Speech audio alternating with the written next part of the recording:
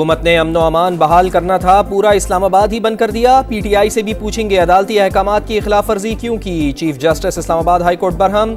24 नवंबर के एहतजाज पर पीटीआई के खिलाफ तौहीन अदालत की दरखास्त पर समाअत। चीफ जस्टिस आमिर फारूक ने रिमार्क्स दिए, हुकूमत ने हर जगह कहा, हाई कोर्ट के हुक्म पर इजाजत नहीं दे रहे। अदालत ने कहा था शहरियों और ताजरों समेत मुजाहिरीन के बुनियादी हुकूक का ख्याल रखें। शहर ऐसे बंद किया कि मैं और जज साहिबान भी नहीं आ सके। अपने ऑर्डर का खुद ही शिकार हो गया। वजारत दाखिला को तफसीली रिपोर्ट जमा कराने की हिदायत।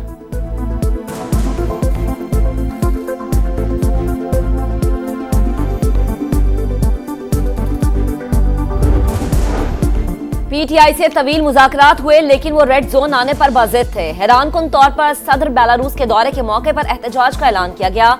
नायब वज़ीर आज़म इसहाक डार कहते हैं रेड जोन की सिक्योरिटी हमेशा तरजीह रही, खुसूसी क़वानीन नाफिज कर दिए, पुरअमन एहतजाज के लिए भी तरीक़ाकार तय कर दिया।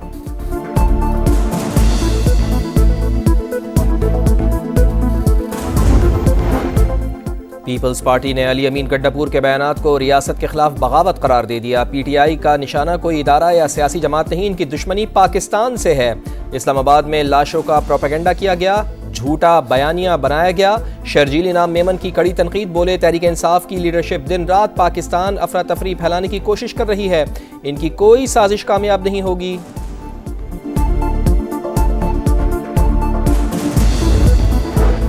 तहरीक इंसाफ का मैंडेट चोरी किया गया, बानी और क़यादत को नाजायज जेल में रखा गया, नफरतों को बढ़ाया जा रहा है, मुल्क और वफाक के खिलाफ साजिश की जा रही है। पीटीआई रहनुमा सद कैसर कहते हैं दुनिया को बताएंगे कि पाकिस्तान में फाशिस्ट हुकूमत है, आलमी फोरम्स और अदालतों में जाएंगे, सड़कों पर भी एहतजाज करेंगे।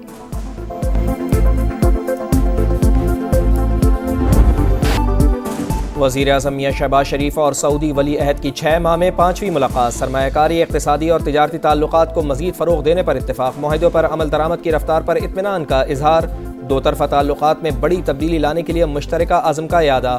मोहम्मद बिन सलमान ने दौरा पाकिस्तान की दावत कबूल कर ली। वज़ीर आज़म की रियाज़ में फ्रांसीसी सदर से भी मुलाकात। इक़्तिसादी और तिजारती ताल्लुकात मजबूत बनाने पर जोर।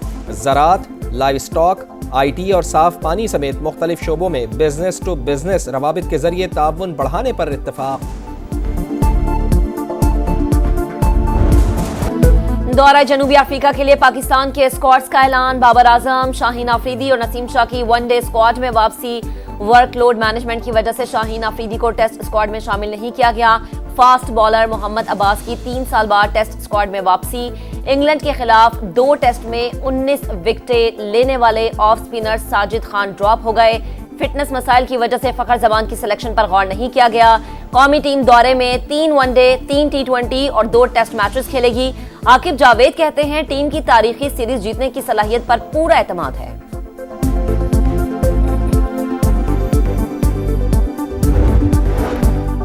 महंगाई कम हो गई, मईशत दुरुस्त सम्त की जानिब गामजन हो गई। वज़ीर ख़जाना मोहम्मद औरंगज़ेब का इस्लामाबाद में कॉन्फ्रेंस से खिताब, बोले मसाइल से निपटने के लिए IMF प्रोग्राम मुकम्मल होने का इंतज़ार नहीं कर सकते।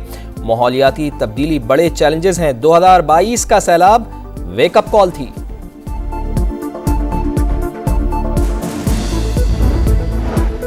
हिस्सेस के बाजार में तेज कारोबार, स्टॉक मार्केट ने नया रिकॉर्ड बना दिया। तारीख में पहली बार 1,05,000 पॉइंट्स का संगमील उबूर। दौरान ट्रेडिंग 800 से ज्यादा पॉइंट्स की तेजी।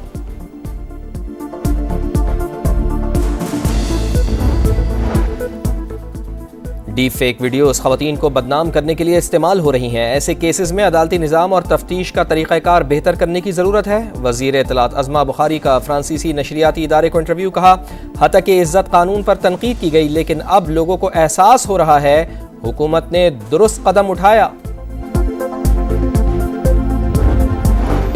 Chairman joint chiefs of staff committee की इराकी वज़ीर आज़म से मुलाकात। इलाकाई सलामती और दिफाई ताउन समेत दीगर उमूर पर तबादला ख्याल। जनरल साहिर शमशाद मिर्जा इराकी वज़ीर दिफा, वज़ीर दाखिला और चीफ ऑफ डिफेंस फोर्स से भी मिले।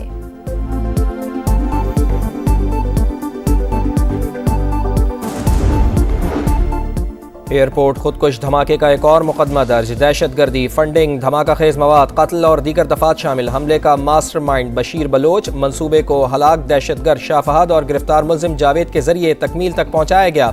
CTD ने इब्तिदाई रिपोर्ट अदालत में जमा करा दी। शेखुपुरा में अंधोनाक वारदात। रकम के लालच में खालाजाद भाई ने कजन को धोखे से बुलवाकर कत्ल कर दिया। छुरी से अंगूठा काटकर एटीएम से 10 लाख रुपए निकाल लिए। पुलिस ने नहर के करीब से लाश बरामद कर ली। 3 मुल्जिमान गिरफ्तार।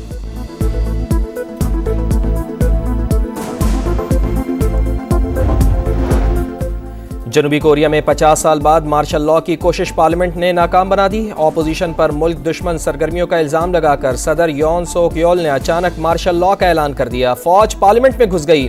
अरकान पार्लियामेंट डट गए। फौरी करारदाद मंजूर करके सदर को फैसला वापस लेने पर मजबूर कर दिया। अवाम भी सड़कों पर आ गए। सिक्योरिटी फोर्सेस से उलझ गए। ऑपोजिशन ने सदर के मुआवजे की तहरीक पेश कर दी। सदर, वजीर दाखिला और वजीर दिफा के खिलाफ गद्दारी का मुकदमा दर्ज करवाने का भी ऐलान।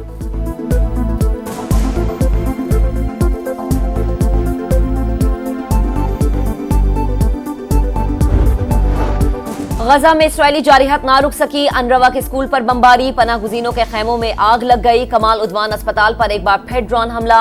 24 घंटों में 36 शहादतें। मगरबी किनारे में 3 नौजवान शहीद। इसराइल गाज़िब क़ुव्वत है। फलस्तीन के मगरबी किनारे से निकल जाए। अक़वाम मुत्तहिदा की जनरल असम्बली में करारदाद मंजूर। अगले साल 2 रियासती हल पर पीस कॉन्फ्रेंस के इनेकाद का फैसला।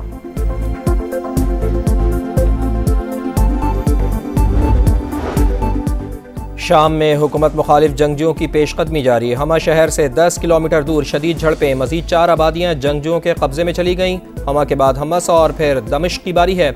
जंगजुओं का ऐलान। तुर्की का बशारुल असद से मामले का सियासी हल निकालने का मुतालिबा।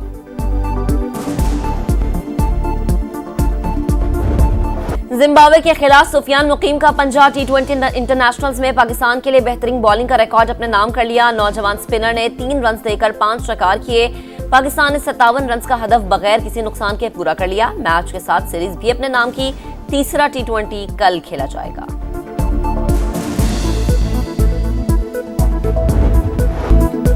बांग्लादेश ने 15 साल बाद वेस्ट इंडीज को उसी की सरजमीन पर टेस्ट मैच हरा दिया। जमैका में मेजबान टीम 287 रन के ताकुब में 185 रन पर ढेर। 2 मैचेस की सीरीज 1-1 से बराबर हो गई। जूनियर हॉकी एशिया कप का सुल्तान कौन? टाइटल मुकाबले में आज रिवायती हरीफ पाकिस्तान और भारत की टीमें टकराएंगी। सेमीफाइनल में कौमी टीम ने जापान को 4-2 से जेर किया।